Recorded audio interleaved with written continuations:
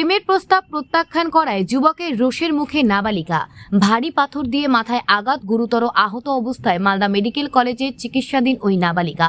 CCTV footage খতিয়ে দেখে অভিযুক্তর পোশাকের রং চিহ্নিত করে ঘটনার 6 ঘন্টার মধ্যে অভিযুক্তকে গ্রেপ্তার করল পুলিশ। মালদা জেলার হরিশ্চন্দ্রপুর থানা এলাকার এই ঘটনায় ব্যাপক চাঞ্চল্য ছড়িয়েছে। পুলিশ সূত্রে জানা গেছে, হরিশ্চন্দ্রপুর থানার অন্তর্গত মালিপাকুর এলাকার নাবালিকাকে বেশ কিছুদিন ধরেই নজরে রেখেছিল দৌলতপুর বাজার এলাকার যুবক আব্দুর রহমান। গতকাল সন্ধে নাগাদ ওই নাবালিকা তার দাদুর বাড়ির উদ্দেশ্যে যাচ্ছিল। সে সময় রতুয়া মাঠ সংলগ্ন এলাকায় রেললাইনের ধারে নাবালিকাকে প্রেমের প্রস্তাব দেয় অভিযুক্ত। সেই প্রস্তাব প্রত্যাখ্যান করলে তার উপরে চড়াও হয় আব্দুর রহমান।